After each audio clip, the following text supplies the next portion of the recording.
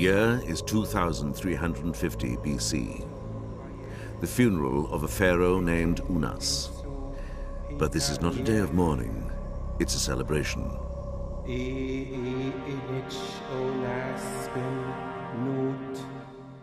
For 3,000 years, the Egyptians clung to a cherished belief in the resurrection of the human spirit.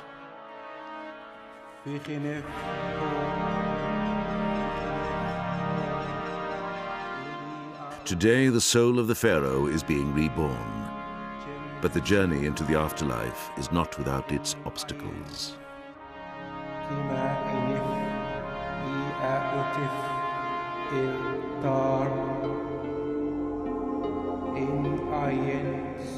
These magic spells will guarantee a safe passage.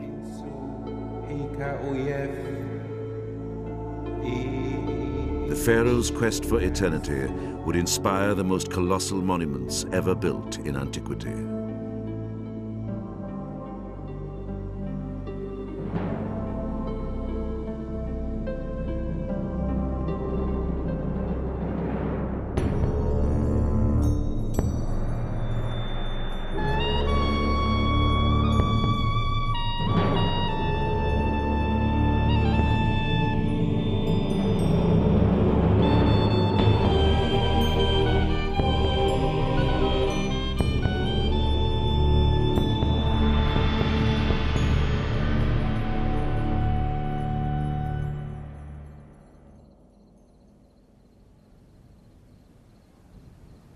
The pyramids of Giza, near modern Cairo, are the world's most enduring testament to time.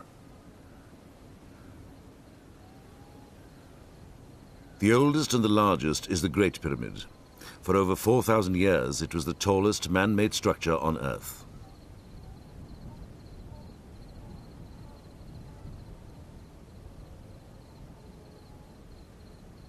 Built of limestone, it's estimated that over 3 million blocks were quarried and hoisted into place, some weighing up to 15 tons apiece.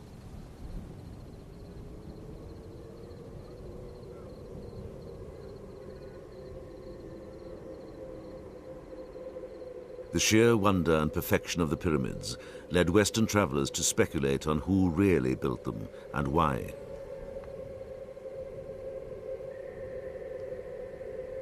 No mortal, and certainly no ancient Egyptian, could raise such immense stones.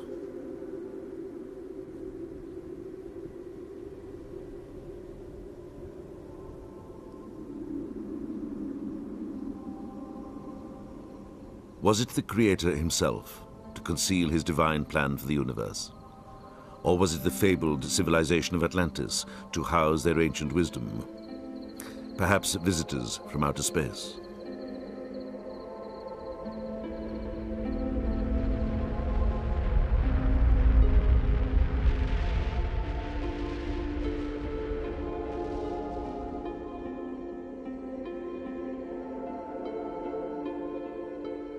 But what self-proclaimed experts and mystics failed to observe was that the pyramids at Giza were not isolated phenomena.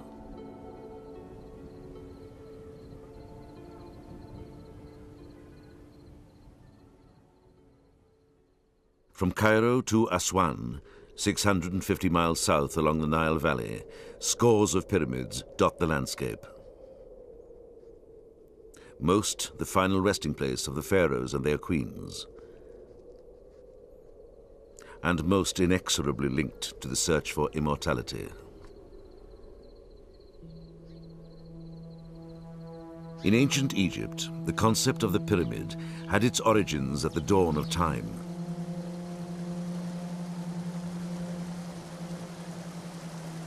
In the beginning, there was darkness and a formless ocean of chaos.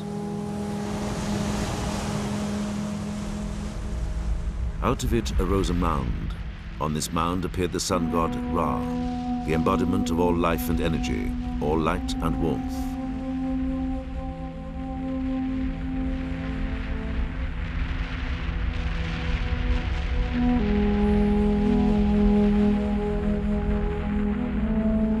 Ra crossed the sky. Then at sunset, he plunged back into the chaotic abyss, only to be reborn the next morning at sunrise. The Egyptians hoped that by uniting their spirits with the sun god, they too could be swept into the cycle of eternal life. The pyramid was the vehicle to immortality, the resurrection machine. Seen as the mound of creation, it was part of an elaborate process conceived to assist the pharaoh on his journey to the afterlife. But no two pyramids were alike.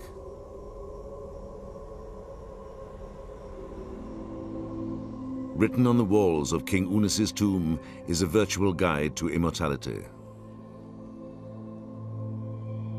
Called the Pyramid Texts, it's filled with arcane formulas and spells.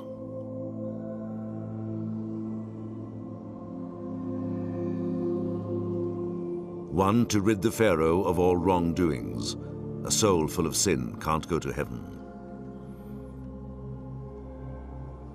One to protect him from scorpions and snakes he might encounter along the way. One to announce his arrival to the sun god Ra.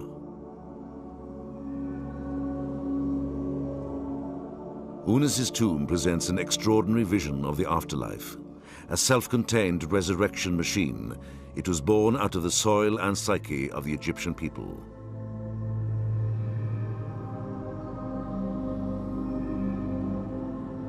But until now, the true story of the pyramids would remain as obscure as those who built them.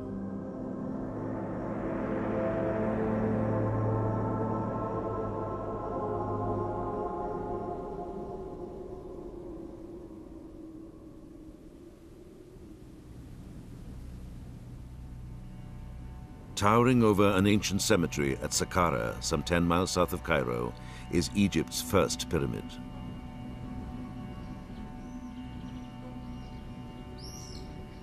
Called the Step Pyramid, it's also the first tall structure ever built in stone.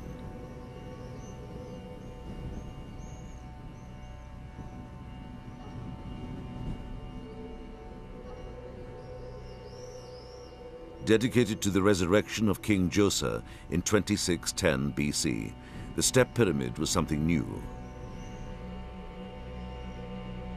Before, the Egyptians had built their monuments of mud brick and wood. But here, not just a pyramid, but an entire complex of chapels and courtyards had been rendered for eternity in imperishable stone.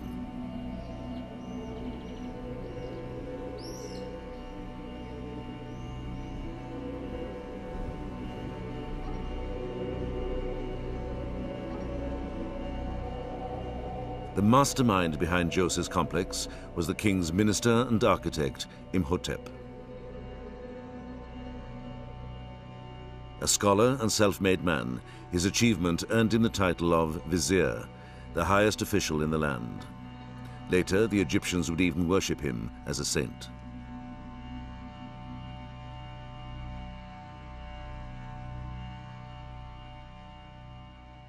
But recently, a new discovery far south of Saqqara, at the Royal Cemetery at Abydos, has raised the spectre of who the true genius behind the resurrection machine really was.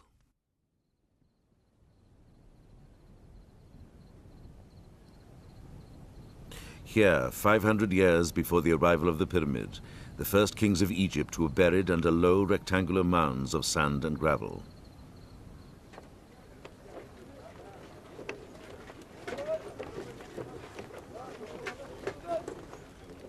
Since 1995, Günther Dreyer of the German Archaeological Institute and his team have been excavating the tomb of King Khasakemui, who ruled Egypt in 2680 BC.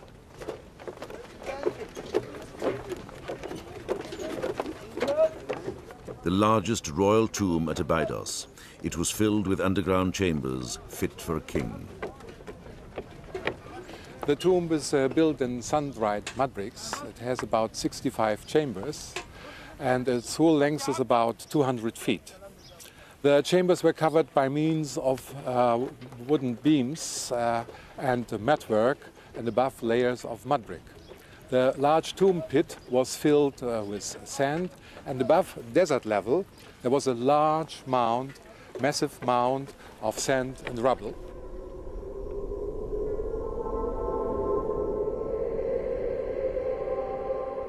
The mound, called by Egyptologists a mastaba, echoed the primordial mound of creation, the symbol of rejuvenation.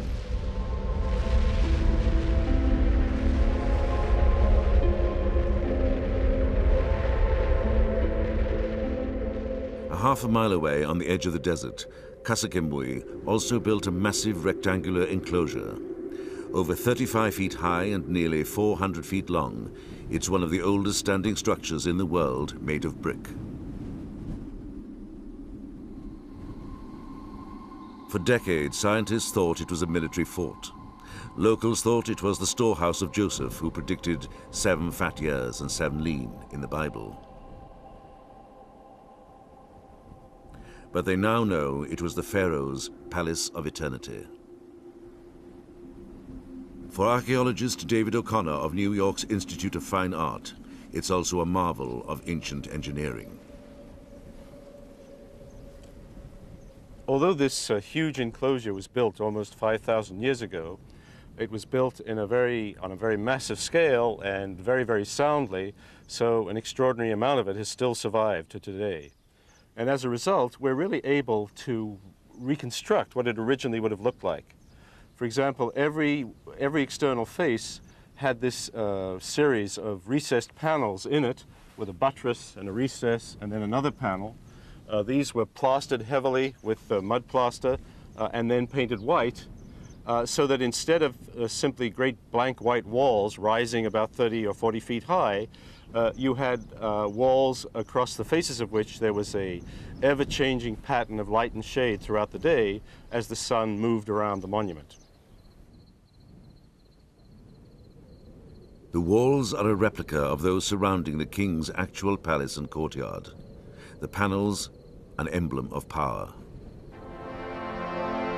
In life, the courtyard was a stage for the pageantry and ceremony of ancient Egypt. In death, a testament to faith in continuity. Kasekemui's enclosure was the largest of several built at Abydos. But the king had more ambitious plans.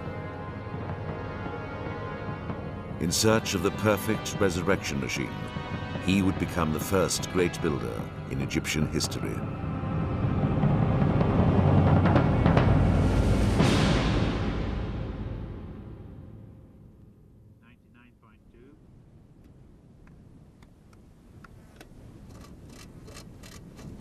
In the shadow of the Step Pyramid at Saqqara, Ian Matheson of the National Museum of Scotland is investigating a mystery that has puzzled archaeologists for years. Using a remote sensing device developed for oil exploration, he's investigating a landmark known as Gizr el Mudir, which means the enclosure of the boss. And that's us over the other side of the wall now. 39.2. In the 1940s, an aerial photograph revealed the outline of an immense stone structure almost a half a mile long and nearly a quarter mile wide. On the surface, only a few sections of the wall remain. This is the inside of the wall on the north wall, and it stretches from this here over to the horizon, where you can see about 15 meters wide at this point here, made of local limestone. Then the wall continues to the end, and the whole width of the enclosure is about 350 meters from this side across to the other, and about 650 meters over the sight line you can see just now. The south wall is over the horizon. The actual size of the enclosure is almost twice the size of the Zoser Pyramid enclosure. It is an amazing construction, because if you look at the size of it, it must have been the largest stone construction that anyone could put up at that time in history, which is about 4,500 years ago.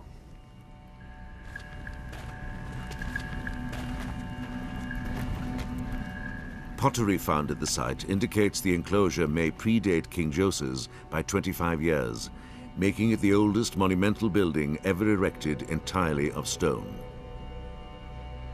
If so, who built it?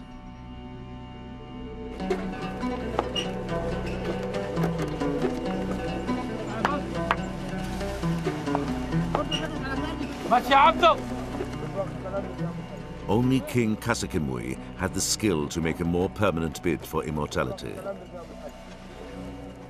But no one could prove it until Günther Dreyer made an exciting new discovery at Abydos.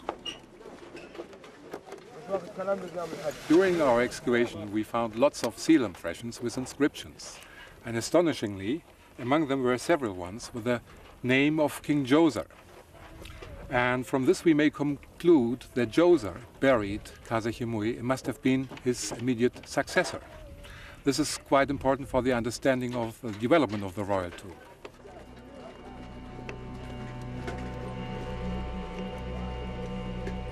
The revelation that Djoser succeeded Kasekemui filled in a long-standing gap in Egyptian history. Egyptologists knew that Djoser was Kasekemui's stepson, but other contenders were vying for the throne.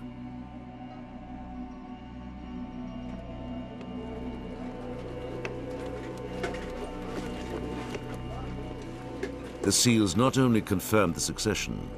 Now, for the first time, archaeologists could trace the evolution of the pyramid from its infancy. Borrowing on his father's grand scheme for the afterlife, King Djoser then took it one step further. When Djoser built his tomb, he decided to bring the two elements, tomb and large enclosure, together. But what happened? He built his tomb shaft, the chamber, and above the mound, the initial mastaba. And then the enclosure wall was built around it. But now the important mound was no longer visible. To solve this problem, they built several smaller mastabas on top of the first one. And they were quite visible over the enclosure wall. And so we have a step pyramid there. A staircase to heaven is laid for him, that he may ascend it to the sky, says one of the oldest fragments of Egyptian writing.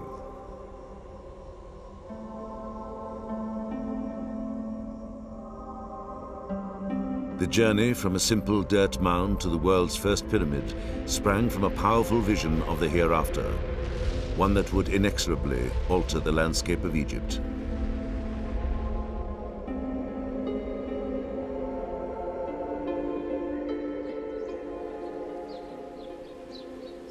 Although the next few attempts at pyramid building failed, the monument at Saqqara would inspire another dreamer to reach for the stars.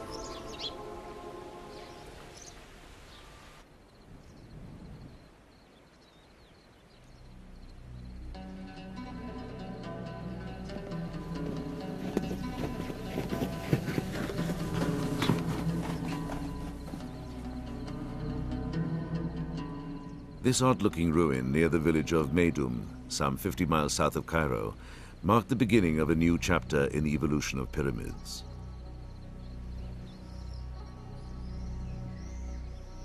The only full-size step pyramid completed after King Djoser's, it's also the last one like it ever built. Called the False Pyramid in Arabic, it eventually collapsed as the result of ancient stone robbing.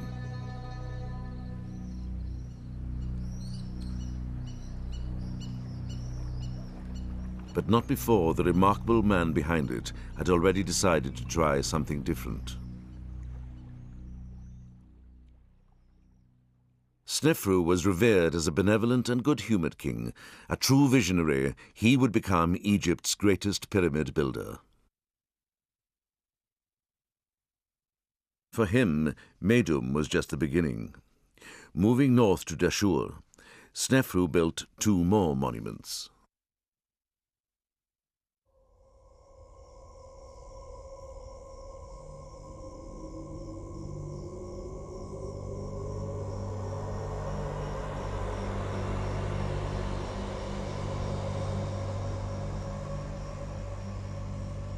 What is now known as the Bent Pyramid would have surpassed the Great Pyramid of Giza if the builders had kept to their plans.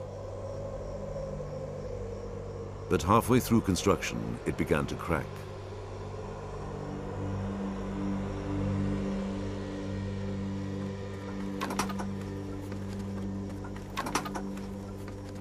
Rainer Stadelmann of the German Archaeological Institute is an expert on King Snefru's projects. Allowed unprecedented access to the pyramid, he now knows exactly what went wrong.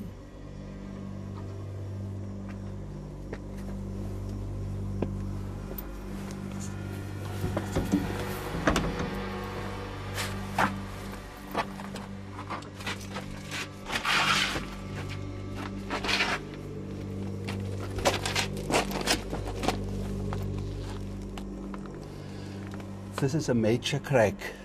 Many of these cracks happened during the construction of the pyramid because it was built on a weak ground.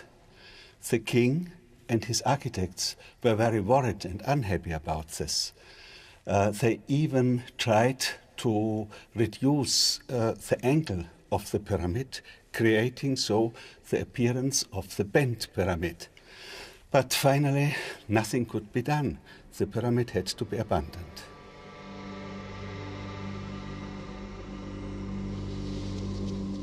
The pyramid had been erected on a sandy plain without a solid foundation.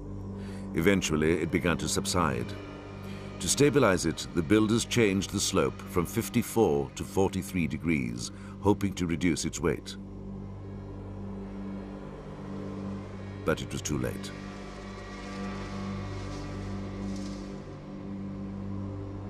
Two miles away, Snefru launched his third and final pyramid. Quick to learn from their mistakes, the king's architects laid a foundation of limestone to prevent subsidence and settled on an angle of 43 degrees, the same as the top of the bent pyramid. Called the Red Pyramid for the glowing color of the local limestone, it's the first true geometric pyramid and Egypt's fourth tallest. Snefru could now ascend to heaven on a ramp that gleamed like the rays of the sun.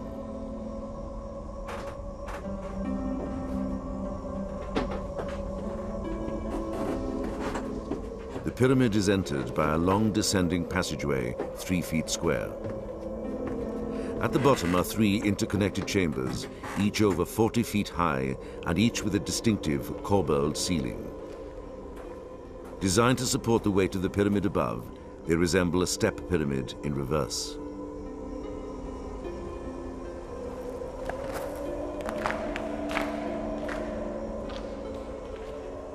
Pyramid within a pyramid not only reinforced the structure, the Egyptians believed it doubled the king's chances for resurrection.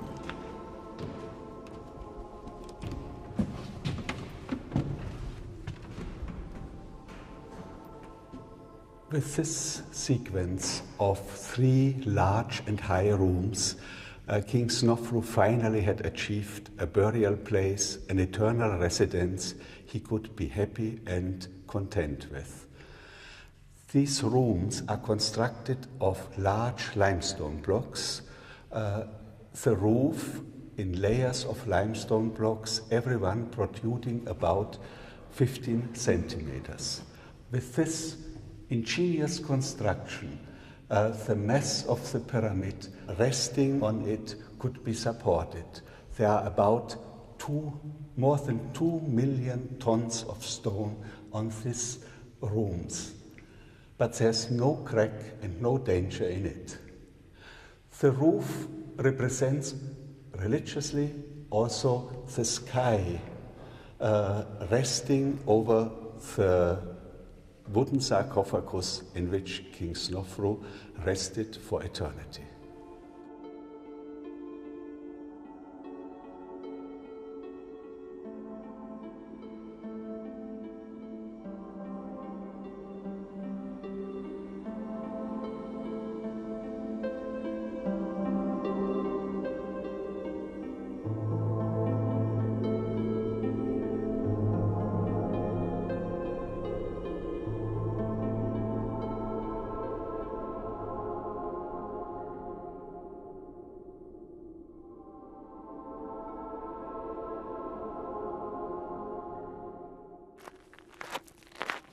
One of Rainer Stadelmann's most important discoveries at Dashur would finally answer two age-old questions. Who actually built the pyramids, and how long did it take? When we started excavation here, we found a part of the casing still preserved. Other blocks had been fallen. On the reverse of these blocks, we found the name of the working gangs who constructed the pyramid. For example, the green one, in Egyptian, Wachet, the name of the king, King Snofru, and dates. With these dates, we could realize that after 2 years, already 6 layers of the pyramid have been constructed. 2 years later, about 15 meters of the pyramid has been completed. And from another date, we learn that it took about 17 years to construct the whole pyramid. To build his pyramids, Snefru would quarry more stone and harness more manpower than any other pharaoh during the Old Kingdom. But his successor would concentrate his energy on one, the greatest resurrection machine of them all.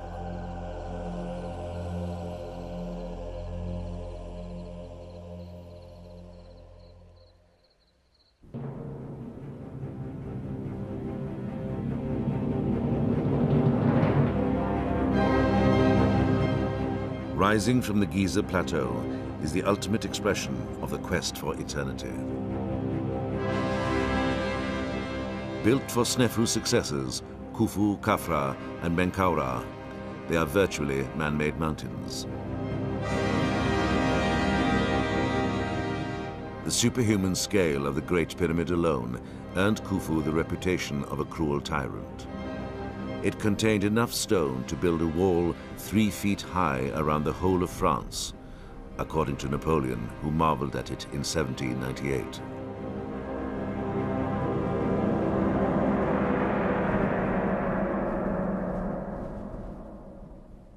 Time has been kinder to the pyramid of King Khafra. Only 2 feet smaller than the Great Pyramid, it's better preserved. The original limestone facing still decorates the summit.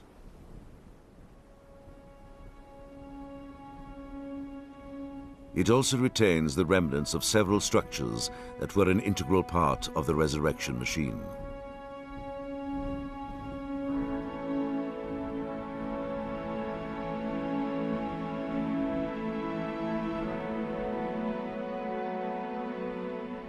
At the base of the pyramid was a mortuary temple supplied with daily offerings of food and drink in the belief that even a dead king needed sustenance.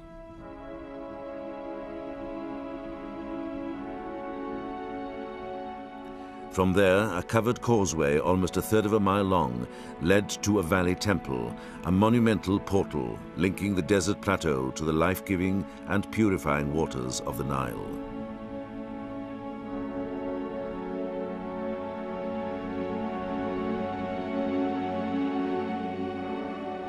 But Khafra added something new to the traditional pyramid complex. The Sphinx, one of Egypt's most haunting images. A sprawling lion with the head of a man, it reaches across time to proclaim the king, master of the world.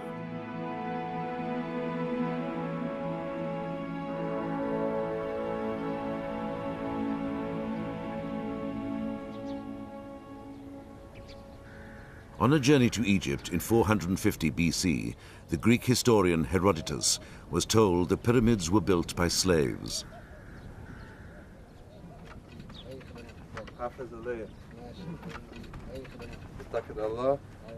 But all evidence of their existence seemed to vanish without a trace until American archaeologist Mark Lehner began mapping the Giza Plateau.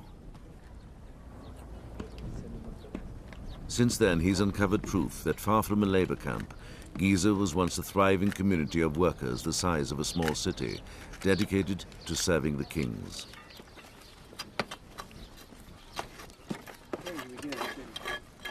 South of the pyramids, a stone wall separates the tombs and temples of Giza from 40 acres of empty desert. It was here that Lehner and his team began their excavations. This large stone wall is called the Wall of the Crow in Arabic, and it's played a major part in our thinking about where we're excavating. Our site is just to the south. Anywhere else in the world, and this would be a national treasure, actually it's been somewhat ignored here at Giza because it's dwarfed by the pyramids and the Sphinx. It's much bigger than you think. It actually, our trenches up against the wall shows that it is some 10 meters, 30 feet tall, and this gateway behind me therefore is about 21 feet tall, maybe one of the largest gates in the ancient world. In 1991, they dug a trench, exposing thousands of pieces of pottery from the time of the pyramids. The pottery came from 2 rooms he believes were ancient bakeries. Several pots contained what looked like grain. To find out, he turned it over to archaeobotanists like Mary Ann Murray. In a flotation tank, the dirt falls to the bottom. What's left is vegetation. Later analysis confirmed it was wheat, possibly used for baking bread.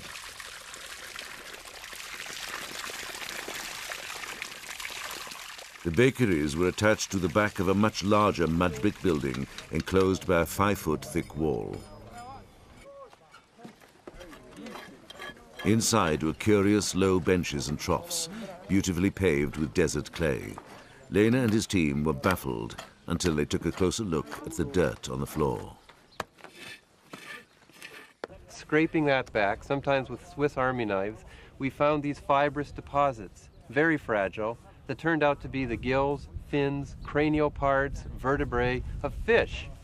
Looking at some of the dirt filling the troughs under a microscope, it was filled with fish bones scattered throughout. So we seem to have inside the enclosure of the mud brick building a facility for processing fish. It soon became evident that Lena and his team had stumbled upon the kitchens that fed the pyramid builders. A short distance away, an ancient cemetery bears witness to the legions of craftsmen and laborers who stayed on to serve the dead kings. Built of stone left over from the pyramids, some are miniature mastabas with tiny courtyards and false doors bearing inscriptions of the owner's name.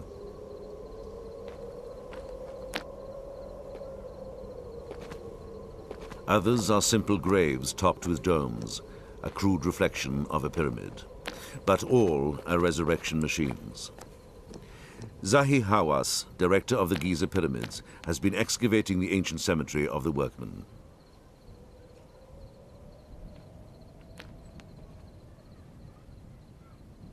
From the engraved walls of one of the more interesting tombs, we can learn a little bit more about the lives of these once unknown people. This man, his name is Nefertiti. He married to 2 wives, and I believe it's very rare they lived with him in the same time. He had something like 11 children. But what's interesting, that his wife, his main wife, had a title in hieroglyphic called Yen-At. She was doing weaving. And underneath the false door, we have a very interesting scenes that never occurred in any tomb before. This man is making wine, and this man is making beer. Even in the offering table here, they're talking about 4 types of wine and 5 types of beer. Because the common diet for a workman and a king in ancient Egypt were drinking beer and eating bread. I really believe that this man, Nefertiti, once was in charge of the bakery located to the east of the tombs of the workmen. So far, some 600 tombs have been discovered. It now appears that the Wall of the Crows was the barrier that separated the hallowed ground of the pyramids from the mundane world of those who built them.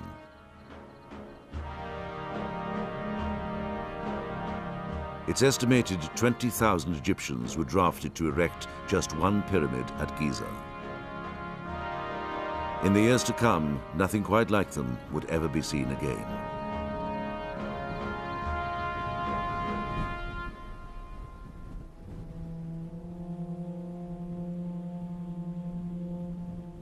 Time would not be so kind to Egypt's next dynasty of kings.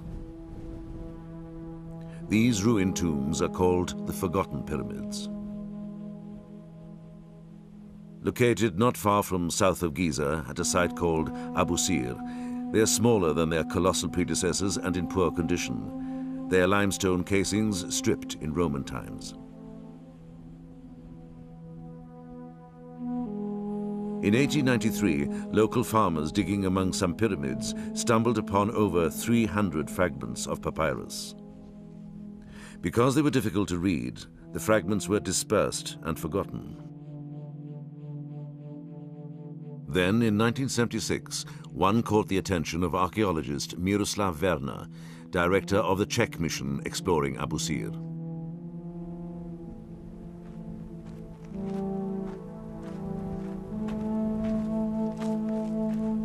It mentioned the mortuary temple of a little-known king named Raneferef, whose tomb had never been found. Werner suspected it lay under tons of sand near an unfinished pyramid. Because the pyramid was incomplete, early archaeologists assumed it had never been used, but they were wrong. At its base, Werner found a once fully operational mortuary temple, complete with the largest cache of 5th dynasty sculpture in existence, including a rare painted limestone statue of the king, his head shielded by his protector, the falcon god Horus.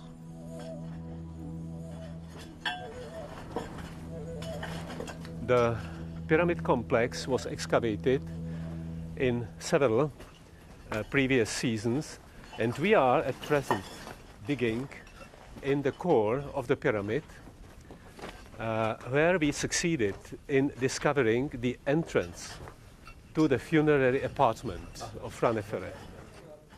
We can expect, on the basis of what we have already found here in this area, in remains of the burial equipment of the king, possibly also fragments of his red granite sarcophagus, and who knows, maybe even remains of his mummy.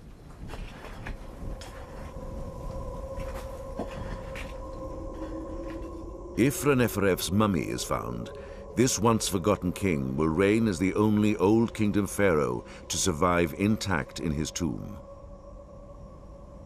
Raneferef probably died in his 20s before his pyramid was finished. But the practical business of resurrection took place in the mortuary temple. Its importance was confirmed by Werner's next and most significant discovery, an archive of rare documents describing the activities of the king's cult.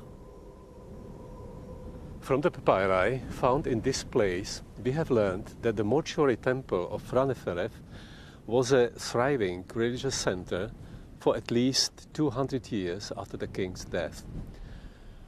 About 200 priests, divided in 5 shifts, maintained the cult of the dead king by day and by night. By day they brought daily offerings consisting of bread, beer, meat, vegetables, fruit, etc. By night, some priests watched from the temple terrace the stars and kept the records.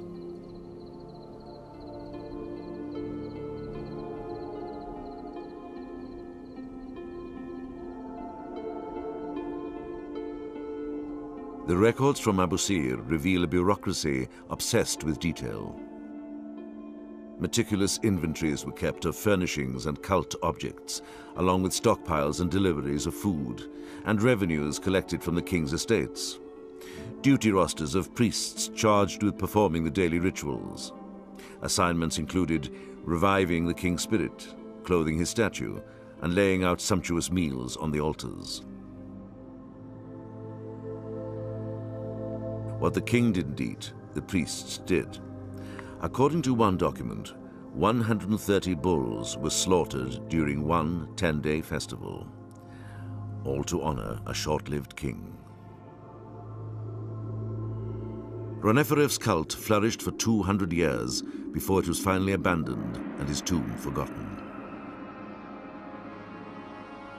Centuries later, the great resurrection machines would vanish from the Egyptian landscape, only to reappear in a very different form.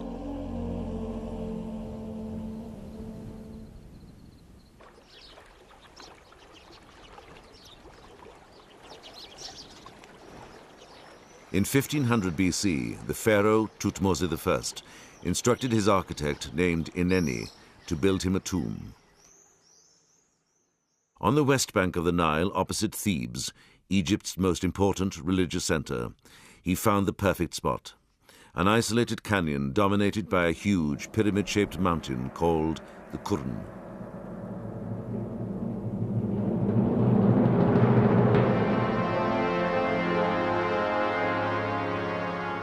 Here, deep in the rock, Eneni carved out his tomb.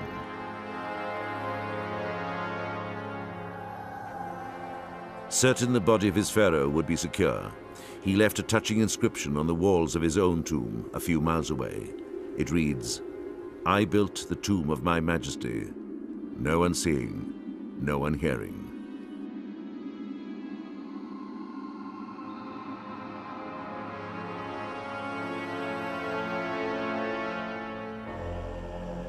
Nearly 30 pharaohs would eventually be buried in what is now known as the Valley of the Kings.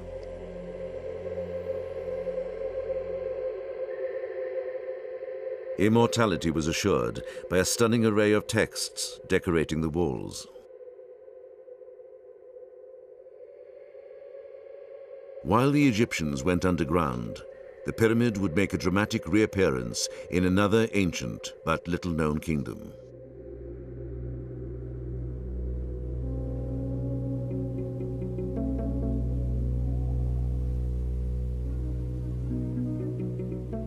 Hidden away in Nubia, in modern-day Sudan, is one of history's best-kept secrets. These pyramids are the relics of a once powerful civilization known as the Kingdom of Kush.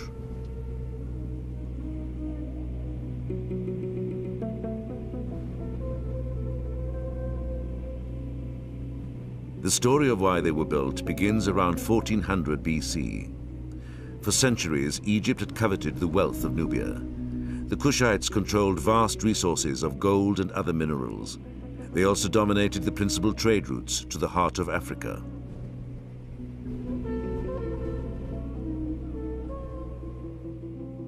In the reign of Thutmose III, Egypt finally conquered Nubia, and the Kingdom of Kush became part of Egypt. 700 years later, the Kushite rulers in turn laid claim to Egypt's throne. Their claim centered around a flat-topped mountain in Nubia called Jebel Barkal. The mountain fascinated the Egyptians. On its western flank, the shape of a strange pinnacle led them to believe it was sacred.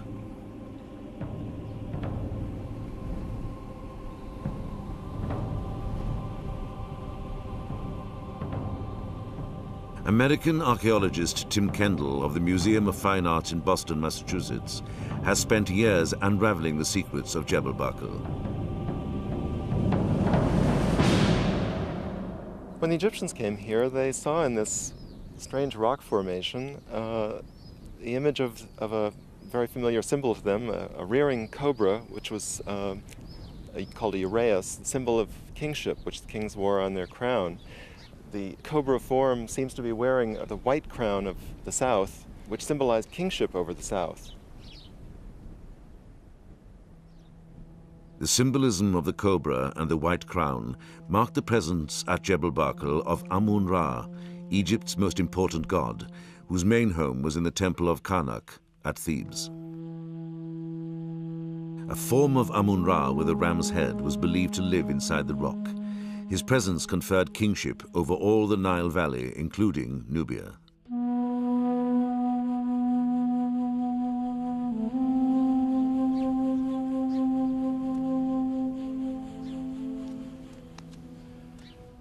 To honor Amun-Ra, the Kushite kings built a temple within the rock and decorated one wall with a depiction of the sacred mountain and the all-powerful god. In this little temple built by Taharka, the greatest of the Kushite rulers of Egypt, we actually have a representation of Jebel Barkal. And here you see the cliff. The mountain's actually painted red-brown. And within the mountain sits the god, who's shown ram-headed. The Nubian Amun was always ram-headed. And here he's actually called Amun, Lord of the thrones of the two lands, who is in the pure mountain, which is the name of Jebel Barkal. And here you see the great pinnacle represented as a rearing cobra, or a uraeus, with a sun disk on its head. When you see the mountain from the west side, the pinnacle actually looks like this. It has an orb on its top, and if you're standing there shortly after sunrise, the sun appears to come right out of the pinnacle and perch right on the top.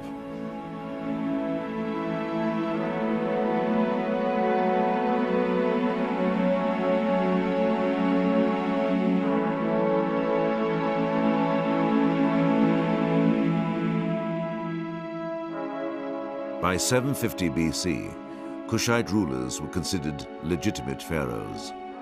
Recognized as Egypt's 25th dynasty, 5 kings reigned for half a century, during which they donned Egyptian costumes and titles. They adopted Egyptian art and architecture and inaugurated a new era of pyramid building that would last for 1,000 years and produce some 200 pyramids, more than in all of Egypt.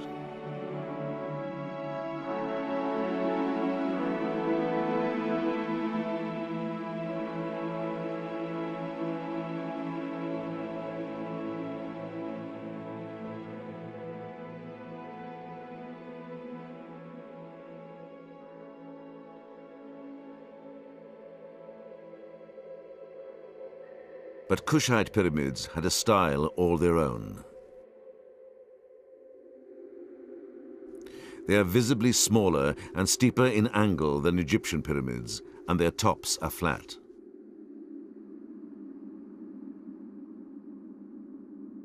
Their offering chapels look like miniature temples. But the biggest difference was how they were built.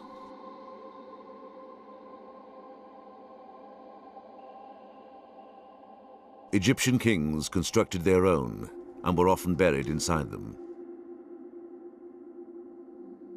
When the Kushite kings died, they were buried underground and their pyramids erected over them.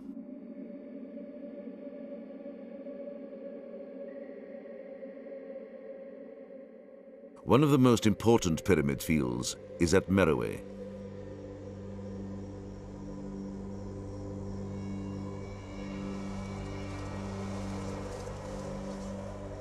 All the burial chambers were looted in antiquity, except for one, the tomb of a queen named Amanashakete.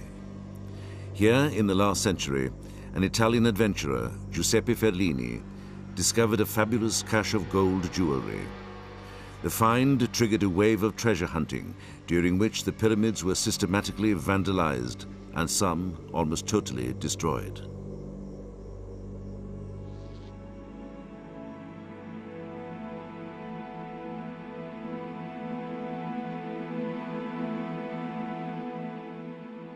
The last pyramid ever built on the African continent was erected 4 centuries after the birth of Christ. Today, it's a heap of rubble. Still, the landscape of Meroe is a vivid reminder of a tradition that survived for 3,000 years and gave the world its most enduring symbol of the ancient past.